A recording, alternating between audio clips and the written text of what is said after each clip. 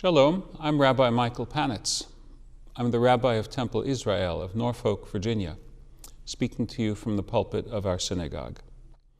At this time, I'd like to offer a Jewish appreciation of Peter Yarrow. We've recently said farewell to a beloved folk singer, Peter Yarrow, of the folk music trio Peter, Paul, and Mary. We here at Temple Israel have a personal memory of his visit as well. It is appropriate, amidst all the storm and stress of the political these days, to step back for a moment and offer an appreciation for the music and for the man at his best. No one is perfect, and he stumbled early in his career, but taken as a whole, he was a force for the bettering of society. When I say that I'm offering a Jewish appreciation of Peter Yarrow, I am not only pointing to his Jewish birth and identity. Yes, he was the child of Ukrainian Jewish immigrants, and after his parents divorced, his stepfather was the executive director of a major Manhattan synagogue. But even though one's influences set the direction of one's steps, inheritance does not determine if you will continue on that path or if you subsequently swerve from it. In Peter's case, the Jewish insistence on justice and social transformation remained a keynote in many of his most important songs, and of the songs of others that his group covered in their signature harmonious style. The song "If I Had a Hammer" was composed by Pete Seeger and Lee Hayes and recorded by the Weavers a decade before the Peter, Paul, and Mary cover. But they amplified its message of justice, freedom, and fraternal love. We should remember the role of song in the activities of the civil rights movement of the 1960s and its close kin, the anti-Vietnam War protest movement. The young marchers and demonstrators used group singing to cement their cohesiveness and tap their emotional energy. Peter, Paul, and Mary were greatly involved in that movement. The trio took part personally in such events as the 1963 Civil Rights March on Washington, where their performance of Bob Dylan's 1962 ballad, "Blowin' in the Wind," established it as a civil rights anthem. 6 years later, Peter Yarrow helped to organize the anti-Vietnam March on Washington, and again the trio performed for the myriads who had assembled in support of that cause.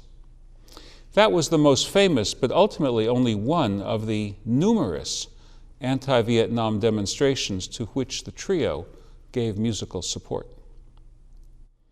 Peter Yarrow's dedication to humane causes did not end with the agenda of the 1960s. In the 1990s, he turned his attention to the problem of school bullying, and in 2000, he established Operation Respect. In 2008, he explained his commitment to that cause as follows, and I quote, "Operation Respect has been my main and all-consuming work for the past 10 years. My perception is that the kind of bullying, humiliation that goes on in children's schools leads to high rates of depression that was virtually unknown when I was young, and the high suicide rate of teenagers, which we know is almost inevitably caused by bullying or mean-spiritedness. It is a reflection of the role models that young people observe on TV shows, like a lot of the reality shows. It is also part and parcel of the characteristics in the adult world of America. Our Temple Israel recollection of Peter Yarrow took place about a quarter century ago.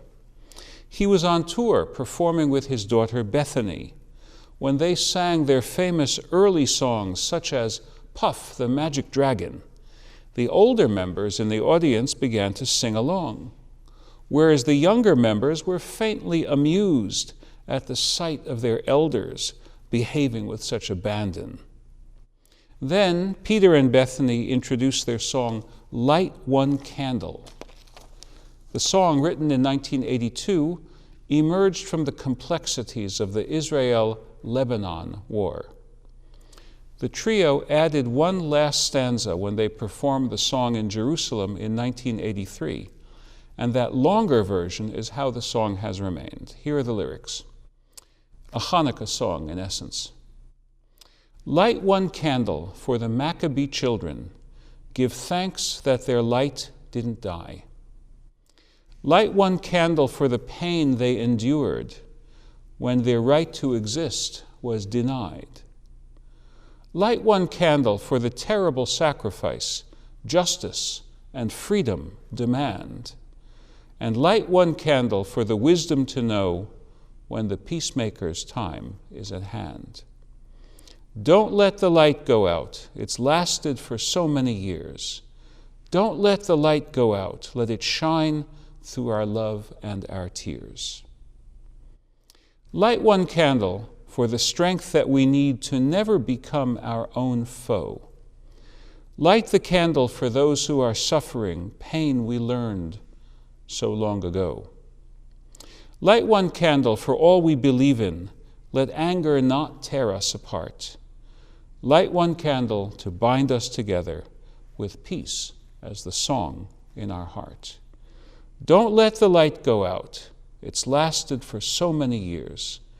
Don't let the light go out. Let it shine through our love and our tears. Don't let the light go out.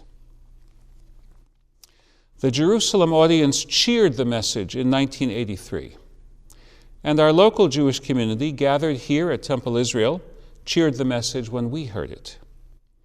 But best of all, we had a cohort of teens in attendance that evening. They were part of a program, Operation Understanding Hampton Roads, run by two leaders of our congregation, the late Dr. Barry Einhorn and Lois Einhorn. Rabbi Seth Phillips, a Navy chaplain worshiping at our congregation at the time, and I served as clergy advisors to this group. The purpose of the program was to advance the cause of intergroup understanding by training a cohort of Jewish American and African American teens to learn each other's history, appreciate each other's culture, and grow into peer leaders for their generation of young adults.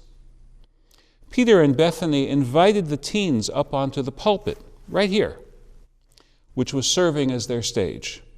When they sang Light One Candle, they pointed to the eternal light